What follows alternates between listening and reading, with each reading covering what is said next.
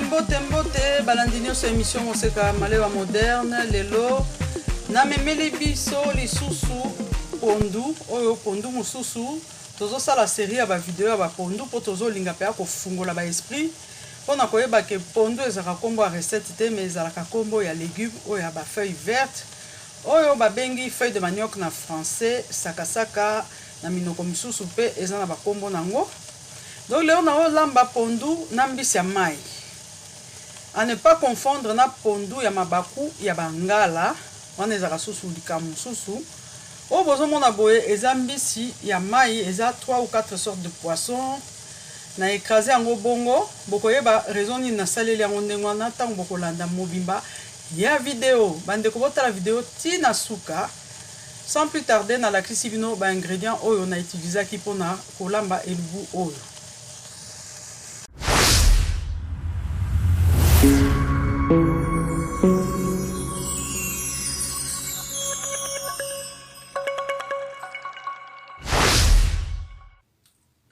Voilà, pour na kolamba pondu na biso na mbisi ya mai, tozana besoin ya pondu. Na vidéo lekaki ya pondu végétarien, batuna inga combien de bottes na salelaki. Nga linga kosolo en termes de bottes te, mais en termes de kilos, toi na 2 kg 450. Parce que pondu nanga isa arrivage privé, vente privée. Parfois, ba poids est variaka. Donc, tozana 2 kg 450, mais sur somba 500 grammes quelque part, somba 5 bottes à peu près. Voilà, donc pondu, tozana besoin yambisi ya mai. Nous avons besoin de mafuta makunza, donc mafuta mbila, awa fait maison, non raffiné, mais au kocha mafuta oyo lingi, oyo sepela kotia. Nous avons poireau, nous avons mungwa, nous avons la cube té, donc les lots assaisonnement, nous avons la mungwa, nous avons un en poudre, sel au céleri, na persillade qui est un mélange, il y a ail na persil, nous avons besu 3 cuillères à soupe, toche moi 6 aubergines africaines, il y a solo, 3 oignons, 2 poivrons verts, 3 courgettes, les lots saleli aubergine à Mickey, to saleli 4. Voilà.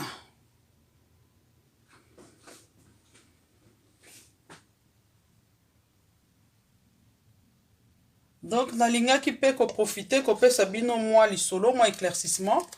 Concernant mbisi, tant on lobi recette pondu na mbisi ya mai, elingo loba, ke mbisi ya okaukate.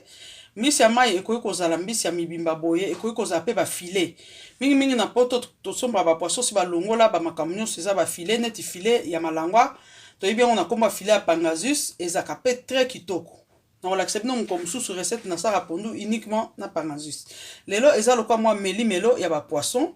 Pourquoi? Parce que lelo na olamba tiep na récupérer mutu ya ba mbisi na rocha na tiep nanga na rozamba pe liboke na récupérer quelques parties à maboke. Donc tout ça les la malangwa, macro, tube, ce qui tube eza poisson moko tout somba awa eza mingi ba sénégalais ba bikolo nande ba lia kango oyo eza lokola moi petit frère ya malwa aza famille moko na malo. Voilà. Donc elo pe ngana loba bikolo mususu ba précisera mingi mbisi ya mai parce que net na ba Congo to bato mususu ya bandundu soki oyoki mbisi elingi oloba ata nyama ata poisson. Donc soki balobi mbisi ya mai nde eyebani ke eza poisson, soki balobi mbisi tout court ekomi lokola viande.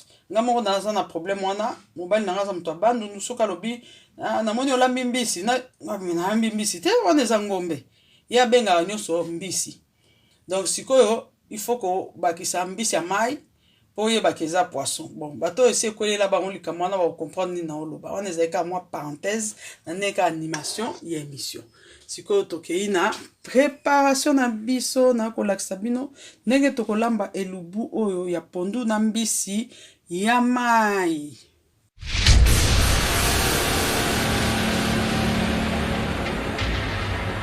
Voilà donc pondu na biso to tche na moto, neka na lobaka elubu eza selon moto na moto. Soit ils ont dépendre na côté au kolela, soit ils ont dépendre na yo moko yo lingi. Ngai na lingi ba pondu o tozolamba na poto, ils ont déjà congelé. Misusu pe zake umela. Donc na lingi ba légumes on a ko bakisande emema ba vitamine pour na evi déjà que pondu ko perdre une grande partie de ba vitamine nango. Donc na tokisa pondu nanga ne na lakisa bino na vidéo mususu yango moko natie le côté pendant 1 heure du temps et puis nakozipate etikali polele boye ndeko soki yo sepeli kotia nyonso nzela moko yo kaka ça veut dire vidéo ezo concerné yo te donc vidéo eza mutule musalinga mona façon mususu par rapport à oye asalaka donc so olingo otie nyonso donc osali na yo na ndenge na yo voilà tokutani après 1 heure du temps tango pondu na biso eko changer couleur.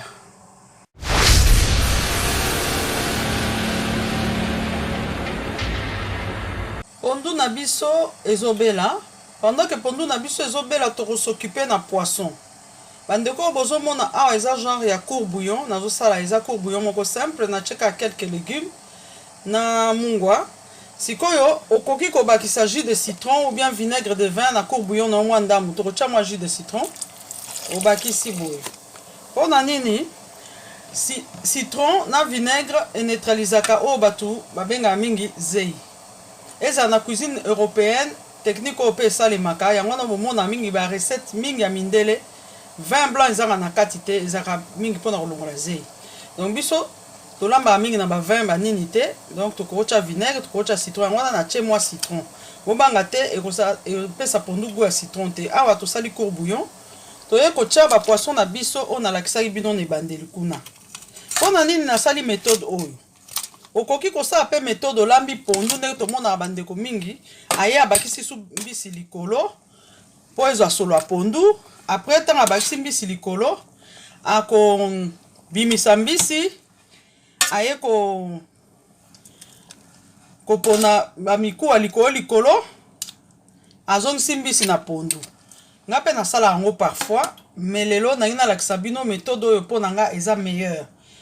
Belisa mbisi na yo na court bouillon tango ebeli olongoli yango olongoli soigneusement ba arrête bandeko ba bolingo ko présenter biloko na ba arrête tika na kati eza manque de respect na ba culture misusu na biso bangala mikuwa soki etikali eza bonne chose biso bangala tozaka tolie mbisi boye tokoti na munoko tango toko trier mikuwa se séparer na misuni okokamwa omona ngo kindoki po tomesa na bongo.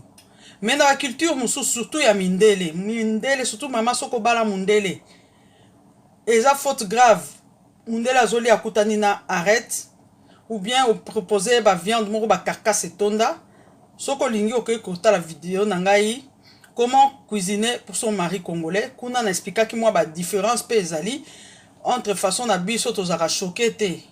Peut-être na ba mikuwa, peut-être na ba graisse soki etikali, mais na expliquer pe ndenge mindele bazaka choqué nango. Donc awa siko ezate na olambela spécialement mindele mais na olambela pe bana nanga ba kolia bana pe balingaka kokuta na mikuwa te okoyoka ka ya des arrêts donc bana pe esengeli to respecter bango na respect wana ya bana nde nasali poisson nanga boye na kozipango ensuite soki ebeli na bimisi et refroidir na poni bien mikuwa et puis na ko écraser pesa poisson na ko panza ngo donc awa na kotika te poisson ezala mibimba eza recette ya pondu ya mabaku te nasi nasala recette ya pondu ya mabaku na Facebook mais na kobandela mpo na YouTube pondu ya mabaku c'est autre chose non seulement ezala na mbisi ya mai okoki po kotia mbisi ko mélanger poisson nyonso ndenge olingi et en plus mbisi fo emonana na pondu ya mabaku et pondu ya mabaku ezala mingi neti mbisi batia pondu on dirait pondu ebimika neti mwa persillade voilà donc nazotia mfiniku. Voilà to zipi, to kutani après cuisson ya poisson.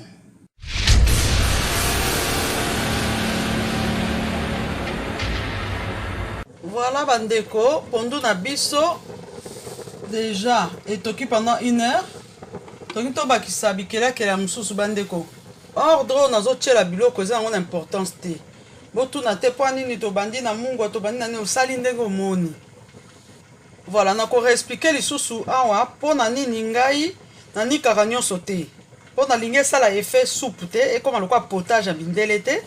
Na lingi ezala na ba côté mususu oza na consistance ozo mâcher parce que être humain a besoin pas mastication tant aza déjà adulte toi ba bébé te.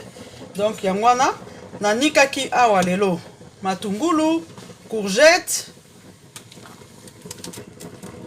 yango yo na poivron vert na nikaki yango mokomusu bomo alia musu na niki poireau eza nango na importance te eloko ezala ya motuya nyonso ezala ya konika te parce que eza babebe te moto bakolia yango ebebisaka texture et puis en plus besoin na biso ya mastication ezalaka esalemi te. Donc nazo récupérer ba dernier reste. Voilà bandeko ba bolingo na tie mélange na biso nyonso ezalaki poivron vert, oignon na courgette. Sikoyo nakoya kotia poireau. Lelo poireau aza mobimba okoki pe konika yango. Yo na sepeli poireau atikala. Voyez. Voilà. Ensuite, na sepeli kotia assaisonnement na ngai sel au céleri na ail en poudre.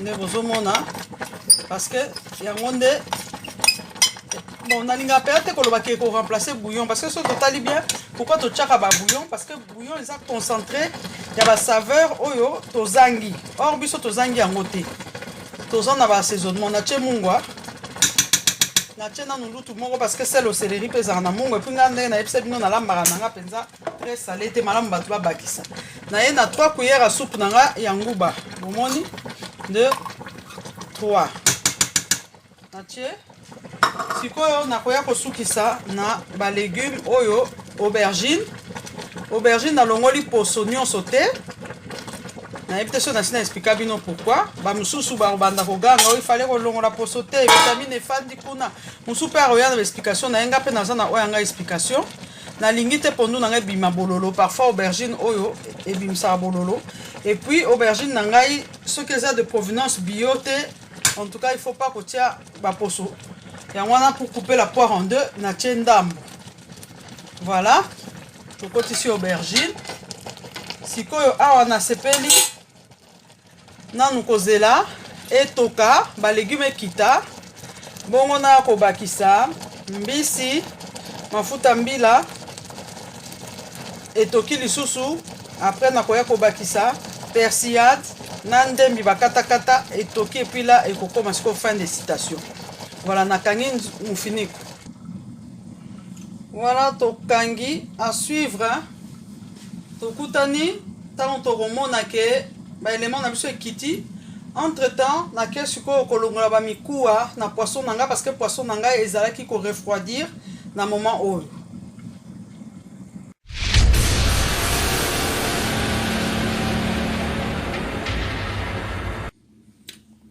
Voilà mbisi na biso totiaki na court bouillon ebeli et refroidir siko na okende kolongola ba mikuwa donc na kotrier na longoli ba mikuwa tant on a ici na ya olakisa bino poisson toko récupérer pour to tiango na pondu na biso na bandi déjà bandeko malembe na olakisa bino ti tant on a osilisa. Voilà bandeko na silisi. Voilà mbisi na biso yango bandeko ndenge mbisi wana eza boye okoki kotia yango mbala moko bongo na pondu boya koloba te ke o balobaki mbisi ifo kofina yango kofina wana eza choix nanga personnel mpo bana nanga misusu ya très difficile baolia pondu oyo bango solo mbisi ederangeaka te eloko balingi te komona monango surtout bamorso ya minene donc yango wana mpo na kaya ndako na ngai nazokende kofina yango konyema yango po esécraser. Voilà donc ngai nazo utiliser oyo boyebi instrument na ngai oyo basalaka nango normalement ba purée mais dans la cuisine tout est récupérable nazo fina na oyo na olakisa bino ndenge yokoma. Voilà bandeko na nyemi yango bon bamisu mpe baloba oponi azwi ka pilchard te pardon c'est pas pareil papa chéri aloba ngo pilchard na mbisi ya mai ya pas photo eza kutu na rapport te donc nga alingaki mbisi ya mai oyo nayebisi bino etiaka pondu mwa sukali etiaka mwa seben etiaka elengi makasi ndenge eza boye na okende koincorpore yango siko na kati ya pondu tokutani kuna na moto.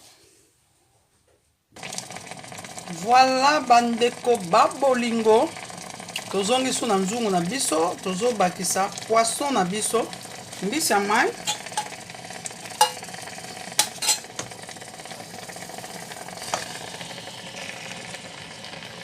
seben moko fanda.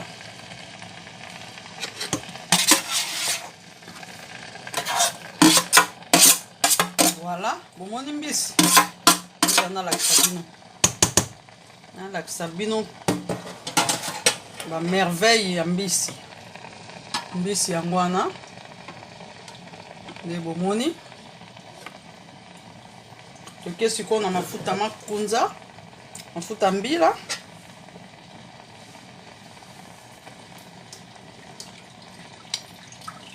Lelo nasepeli natia kaka 200 grammes ya huile de palme solide. Ne bomona naye kozongisa mufiniku tozeli etoka ntango yotoka tokotoko tokoma na etape suka ya kotia mwa ndembi mwa assaisonnement ya persillade tobaloli tozeli esila.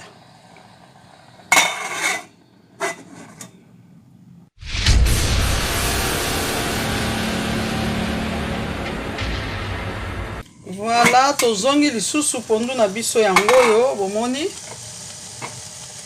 ezo koba be kokoba. Donc ala te nazoya kobakisa ndembi na assaisonnement na ngai na baloli abupia. Voilà, voilà, voilà. Donc tozotia sikoyo kila na biso otia ndembi yango oyo.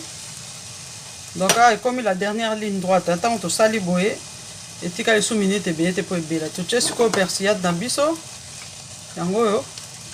Donc bandeko na ngai naloba boye ntango tozwaka décision ya kodiminuer to kotika bacube po biloko eza na goût, il faut kozala généreux. Donc otia mpenza na ndenge ya ebele kotia yango na baetape ebele ya recette. Na début otie, na katikati otie, lukaka technique. Oh, ils ont les éléments moko frais, donc ils ont concentré. Nga sikoyo na balolaka na ngai avant dernière étape na balolaka na nga. Donc soki yo balolaka te ningo okolela chez bino ya na problème te. Tozo ke sikoyo na balola habite ke bosa ndenga na salaka. Eza elubu selon moto na moto. Na lamba pe ba pondu mususu na balola te tina suka. Na moko na yebi pona nini te. Voilà, bomoni nazo balula tant na balula ngo très bien sikoyo na ko tika ngo etoka ba éléments nyonso ensemble. Voilà bandeko soki bolinga pondu na bino mafuta ezaneti pondu ya batetela mafuta monana otie plus de mafuta ngaba nanga soki babilo ebandi osala elongi moko ya trop gras tobeba na mabe yango wana na suki wana nazotia mufiniku ekotoka sikoyo babiloko nyonso tout ensemble ntango esangani seben mpenza eye na kati moto na ngai pondu na biso ebeli. Voilà.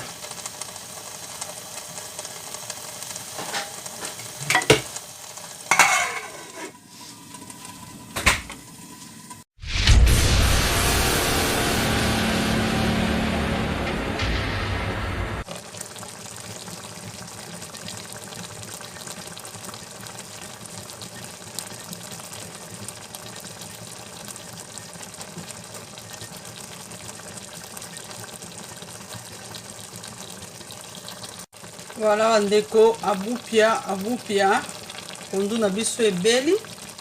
Voilà, tout à l'heure na olakisa bino nde na kotiango na sani.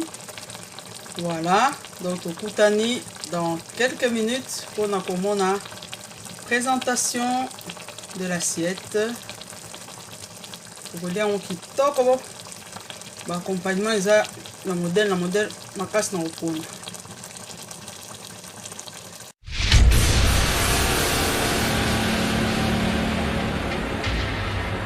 Voilà bandeko sani nanga yango yo eza penza assiette réaliste sans protocole ou décoration na oli yango kaka siko sans plaignant. Nazali pe na mwa conseil muke ya kopesa bandeko na biso aza na Congo. Tomona mingi na Congo soki bapesi mutule musu ali kaka matembele musu eza te à côté to pondo mwa oneti banyokolie et comment est habitude dans ton mema oti na poto ata pondo etonda bambisi au monde à Kamuto, wapi viande, et ça va habitude culinaire. Et là, on a ebiso lelo, kumisa nzambe. soki olieka pondu apamba kumisa nzambe mpo eza misu mpe balalaki na mai ya lobo. Donc oyo nyonso tozwaka pourvu ke ekomema ekotonga nzoto fo kokumisaka toujours nzambe. Nga wana nazoniema nazolia pondu na ngai. Mama o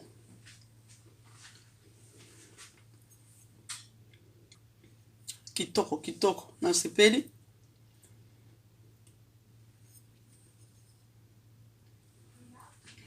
Voilà pour lelo tosuki awa na memela bino elubu ya pondu balamba na mbisi ya mai. Na mikoko ya na obetela bino pondu ya mabaku ya biso ya bangala. Donc wana somo na mbisi ya mai oya frais na oya kokauka na oya soki wapi tout sauf makayabu ekota kuna. Ezaka kitoko makasi. Voilà. Soko za mutu asika okoki ko s'abonner na chaîne na biso. Oyo ozomona kuna na sima kuna ezali logo ya chaîne nanga mosusu le BABA de la cuisine rdécienne.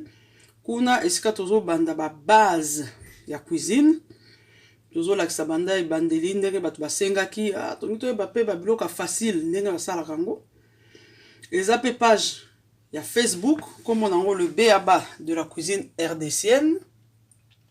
Kende ko s'abonner kuna et osalanga bien. Voilà.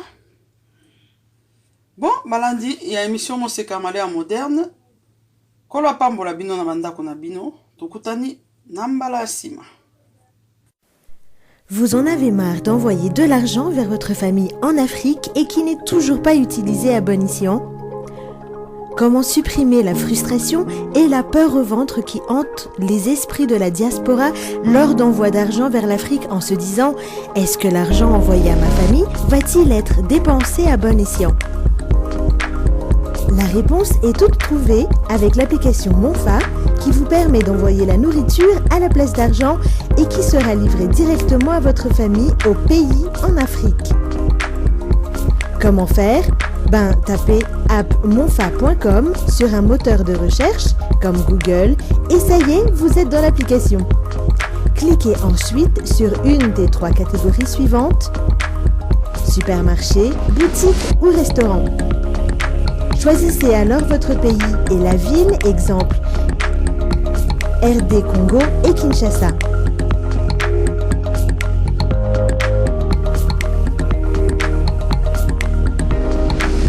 Voilà, vous y êtes, vous pouvez choisir le magasin et commencer vos achats.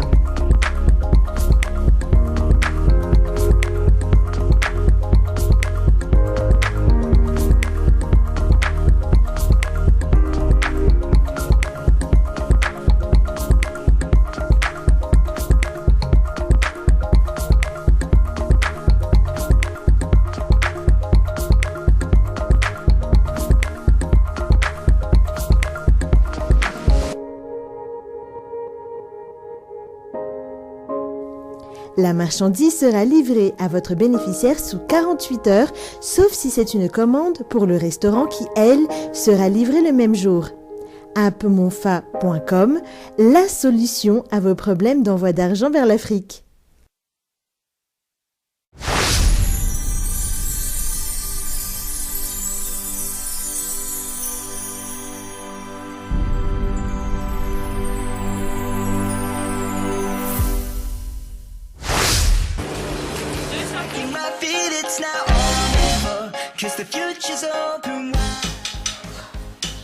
Très heureux de vous retrouver, très nombreux, le fidèle l'émission Moseka de Malewa moderne.